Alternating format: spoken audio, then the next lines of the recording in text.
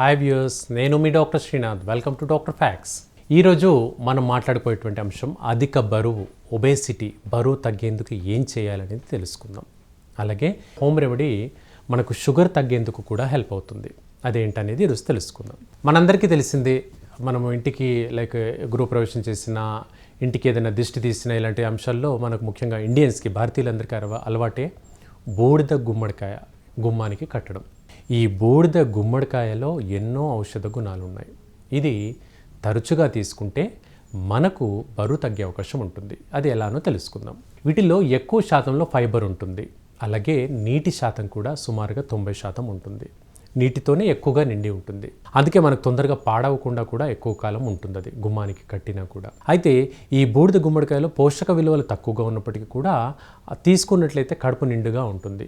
So అధికంగా food తీసుకోవడం, intake అనేది, చిరుతిళ్ళు అనేవి అధికంగా ఫుడ్ తీసుకోవడం అనేది మనకు తగ్గుతుంది. అంటే దీన్ని ఒక వారము లేదా 10 రోజులకు ఒక 2 సార్లు ఈ బూడిద గుమ్మడికాయ జ్యూస్ చేసుకొని తాగడం చాలా మంచిది. జ్యూస్ ఎలా?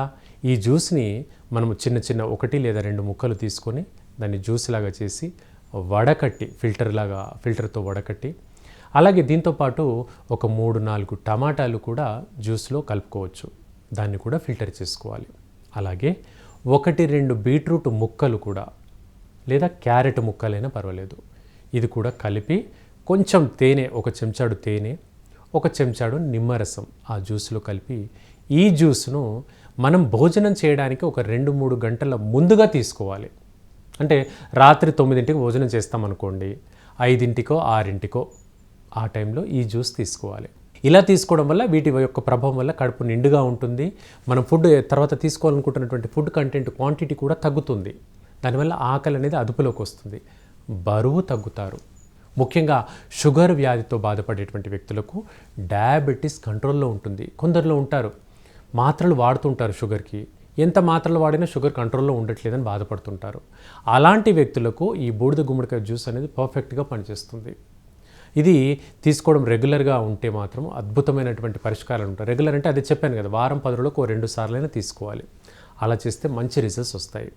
దీన్ని మనం కర్రీలాగా చేసుకున్నా పర్వాలేదు, జ్యూస్ లాగా అయినా పర్వాలేదు, లేదంటే ఎండబెట్టిన తర్వాత వడియాల రూపంలో కూడా చేసుకుంటుంటారు. బూడిద గుమ్మడికాయ వడియాలు కూడా దొరుకుతుంటాయి. అలా వడియాల్లాగా చేసుకున్నవి తీసుకున్నా కూడా పర్వాలేదు. ఎండబెట్టి ఆరిన తర్వాత దాన్ని మనం వేపుడులాగా చేసుకుని తిన్నా కూడా పర్వాలేదు. కాకపోతే కొంచెం టేస్ట్లెస్గా ఉంటుంది, రుచిగా అనిపించదు. కానీ దానికి శరీరానికి మంచి ఔషధ గుణాలు ఉండేటువంటి పండు కాబట్టి దీన్ని తీసుకోవడం చాలా మంచిది మనకు. దీనివల్ల ఇంతేకాకుండా మనకు ఇది క్యాన్సర్ని కూడా అదుపులో పెట్టేటువంటి మార్గం ఎక్కువగా ఉంటుంది. సైంటిఫిక్ స్టడీలో కూడా నిరూపితమయ్యాయి ఇవన్నీ కూడా.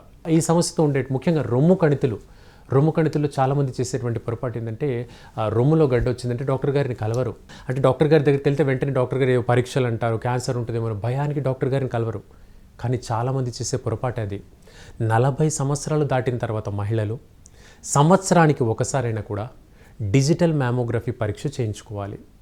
ఈ పరీక్ష చేయించుకుంటే 90% మేర లేదు అంటే లేదు అన్నట్టుగా, ఏమైనా స్టార్టింగ్ ఫేజ్లో ఉందనుకోండి 90% తగ్గించవచ్చు నిర్ధారణ అయిందంటే, స్టార్టింగ్ దశలో ఉంటే. కాబట్టి స్టార్టింగ్ స్టేజ్లో ఉన్నప్పుడే తెలుసుకుంటూ దానికి మందులు వాడితే కంప్లీట్గా 90% పైగా తగ్గించుకోవచ్చు. అశ్రద్ధ చేయకూడదు ఇక్కడ. అలా డిలే చేసిన తర్వాత ఏమవుతుంది, రొమ్ము భాగం అంతా వాపు రావడము, ఎరుపు రంగులో ఉండడము, నీరులాగా రావడము, చీము రావడము, పుండులాగా మారడము, ఆ పుండు నుంచి రసంలాగా నీరులాగా కారడము, రొమ్ము భాగం అంతా జరగవచ్చు. అలాంటి వ్యక్తులకు మనము చెప్పుకున్నటువంటిది గుమ్మడికాయ రసం అనేది చాలా హెల్ప్ఫుల్గా ఉంటుంది. దాన్ని ఇంటేకి తీసుకుంటూ ఉంటే కొంత ఇమ్యూనిటీని కాపాడుతుంది, అంటే రోగ నిరోధక శక్తిని పెంచుతుంది. కానీ అశ్రద్ధ చేయకుండా ఇది కొంతమేర మనకు అవైలబిలిటీ ఉంటే మాత్రం, పల్లెటూరులో చాలా దొరుకుతాయి బూడిద గుమ్మడికాయలు, మనకు తెలిసిందే కదా, చాలా ఈజీగా అందుబాటులో ఉంటాయి. పెరట్లో కూడా వేసుకోవచ్చు. ఆ పాదు ఎక్కడైనా పెరుగుతూనే ఉంటుంది. దాన్ని తీసుకుని కాస్త మనము మన అందుబాటులో ఉన్నటువంటి దాన్ని చూసుకొని మనం చేసుకుంటే అద్భుతమైనటువంటి రిజల్ట్స్ వస్తాయి. భవిష్యత్తులో కాంప్లికేట్ కాకుండా కూడా కాపాడుకోవచ్చు.